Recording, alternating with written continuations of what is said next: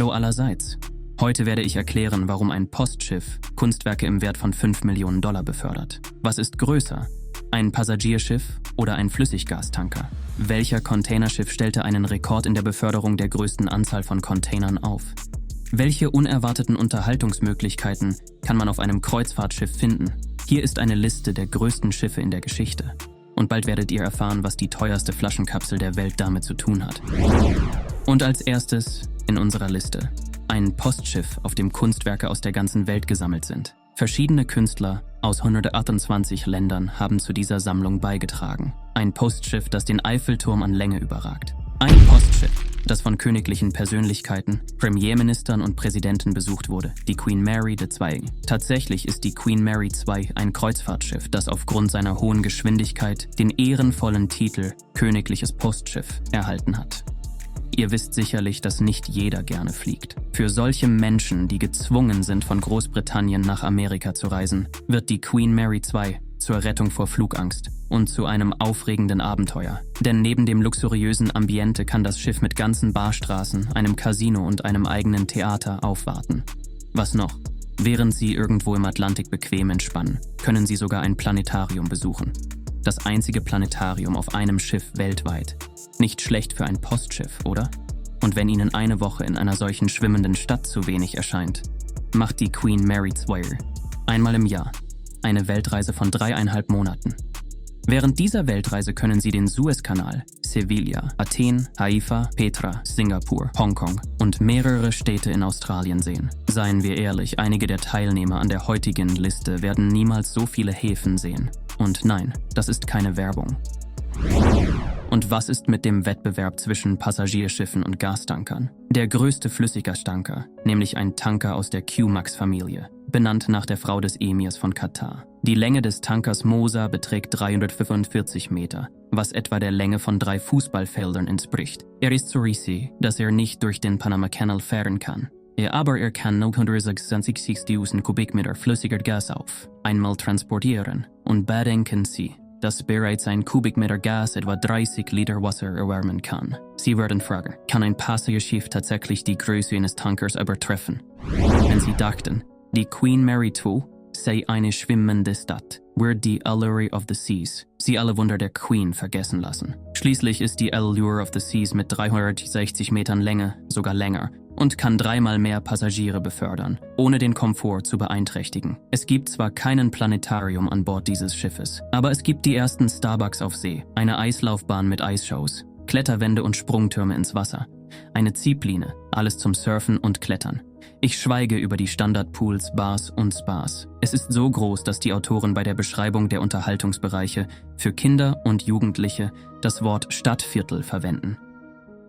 Und das ist noch nicht alles. Es gibt noch größere Passagierschiffe. Vielleicht nur um ein paar Zentimeter, aber dennoch. Dies ist das größte Kreuzfahrtschiff im Jahr 2023, die Wonder of the Seas, das Wunder der Meere, das seinen Klassenkameraden Symphony of the Seas in der Größenrennen unter den Passagierschiffen überholt, kann fast 70.000 Passagiere auf einmal befördern, plus mehr als 2.000 Crewmitglieder. Und wenn ich jetzt anfangen würde, aufzuzählen, was an Bord ist, würden Sie wahrscheinlich nicht überrascht sein. Die gleichen Bars, Restaurants, Wasserparks, Basketballplätze, Kletterwände, Theater. Ich verstehe, aber was ist mit einem Park? Falls die Passagiere von den endlosen Schönheiten des Meeres müde werden, verfügt die Wonder of the Seas über einen wahrhaft riesigen Park mit 10.000 Pflanzen.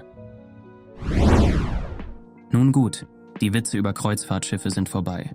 Jetzt wird es ernst. Und wenn einige der vorherigen Schiffe einfach nicht durch diesen oder jenen Kanal passen konnten, werde ich Ihnen jetzt von einem Erzählkahn erzählen, der nur in einigen Häfen auf der Welt anlegen kann. Stellen Sie sich einfach vor, was für ein Gigant das sein muss. 316 Meter lang, immer noch größer als der Eiffelturm und 10 Tiefgang. Das heißt, wie tief das Schiff im Wasser liegt. Nicht einmal die Meter, die Tiefe eines anständigen Sees. So gehört die Or Brasilis zu den größten Schiffen der Welt. Aber Größe ist nicht sein einziges Verdienst. Zum Beispiel erhielt die Or Brasil vor der Namensänderung Val Brasil im Jahr 2011 den Clean Ship Award als effizientestes Schiff für das Verhältnis von Größe zu Brennstoffverbrauch pro Tag. Und wenn Sie sich die ganze Zeit nur eine Frage gestellt haben, wo wäre die Titanic in der Liste der größten Schiffe, wenn sie nicht gesunken wäre, dann habe ich eine Antwort. Ein paar Vergleiche. Das erste Schiff in der Auswahl, das Kreuzfahrtschiff Queen Mary II, mit einer Länge von 345 Metern. Und sie bildet buchstäblich das Ende der Liste. Wie lang wäre die Titanic? Genau wie die Queen Mary II beeindruckt sie Zeitgenossen mit ihren Ausmaßen und ihrem Luxus. Genau wie für komfortables Reisen über den Ozean geschaffen, wenn sie erste Klasse Passagiere sind. Nun, die Titanic mit ihren 269 Metern würde es nicht einmal in die Top 20 schaffen. Der Fortschritt steht nicht still. Und wir stehen auch nicht still. Und wir werden weitermachen. Nicht nur mit einem, sondern mit einer ganzen Familie von 4 Schiffen. T-Oceania, T-Africa, T-Asia, T-Europe. Zusammengefasst unter dem gemeinsamen Namen T-Class. Die Länge jedes Giganten beträgt 380 Meter. Sie wurden für den Transport von Öl gebaut. Aber im Laufe der Zeit wurden T-Africa und T-Asia umgebaut und dienen nun als Öllager für ein Offshore-Feld in der Nähe von Katar.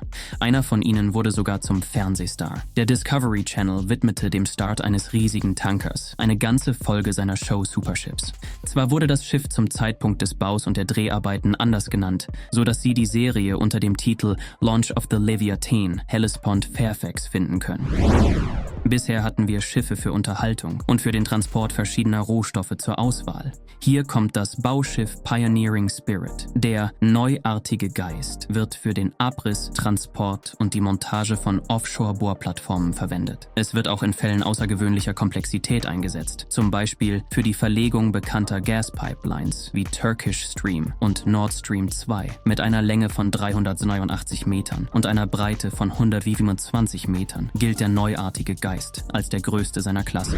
Eine weitere Berühmtheit, diesmal nicht aus dem Fernsehen, sondern von der königlichen Münze Dänemarks. Genau, der Containerschiff Emma Maersk wurde auf einer 20-Kronen-Münze verewigt. Ja, wir werden gleich über größere Containerschiffe sprechen, aber zur Zeit seiner Konstruktion war die Emma Maersk das größte Schiff der Welt. Mit einer Länge von fast 397 Metern und einer Breite von etwas mehr als 63 Metern konnte dieses Containerschiff nicht durch den Panama-Kanal fahren. Vielleicht haben die Entscheidungsträger einfach etwas über den schlechten Ruf der Emma gehört. Schon während der Bauzeit des Schiffs gab es einen großen Brand an Bord und im Jahr 2013 fiel im Suezkanal der Motor aus. Aber die Kontrolle über das Containerschiff wurde ziemlich schnell wiederhergestellt. Angesichts neuer europäischer Trends in Sachen Umweltschutz wird die Emma jedoch für die Verwendung von schwefelhaltigem Treibstoff kritisiert.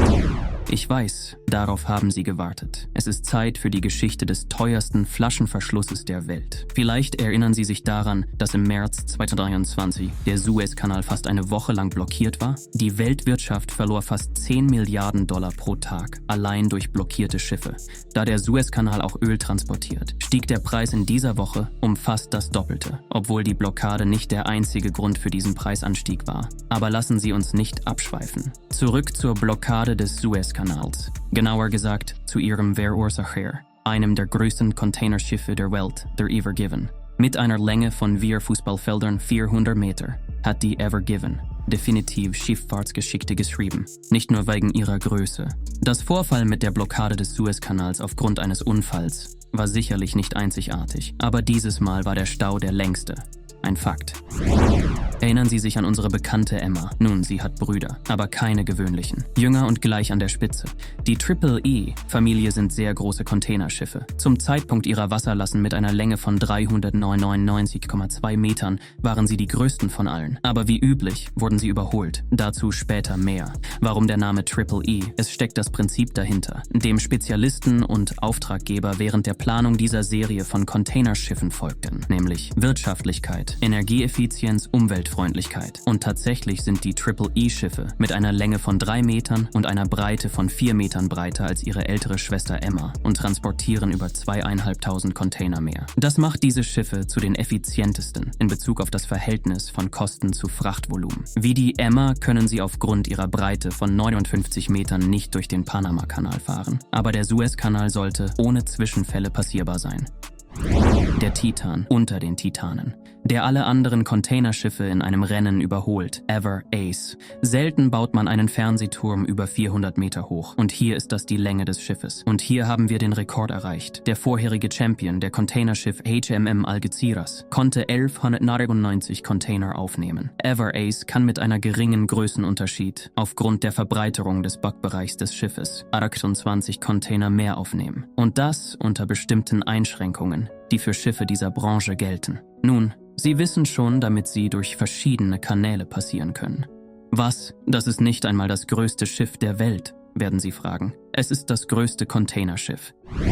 Erlauben Sie mir, Sie noch ein wenig zu quälen und von einem Rekordhalter in seiner Klasse zu erzählen. Ich verspreche, es ist nicht typisch. Verglichen mit den vorherigen Teilnehmern unserer Liste kann man den Turanor Planet Solar als klein bezeichnen. Aber für seine Art von Schiffen, die mit Solarenergie betrieben werden, ist dieses Boot ein wahrer Gigant mit einer Länge von 31 Metern und einer Breite von ganzen 15 Metern. Das Boot ist mit Other Iders 1000 Solarzellen für 2 Elektromotoren und 2 Batterien ausgestattet, die zusammen mit dem originellen Design eine Geschwindigkeit von 19 km/h ermöglichen. Mit dieser Geschwindigkeit dauerte die Weltumrundung des Turanor 85 Tage. Zum Vergleich, die Queen Mary II benötigt 104 Tage für eine Weltumrundung. Interessante Tatsache. Für das größte, mit Solarenergie betriebene Schiff wurde der Name Turanor gewählt. Dies ist eine Anspielung auf Herr der Ringe, wo Turanor als Sonnenschein übersetzt wird. Allerdings wurde das Boot im Jahr 2015 in Race for Water umbenannt. So heißt die Stiftung, die das Schiff derzeit betreibt.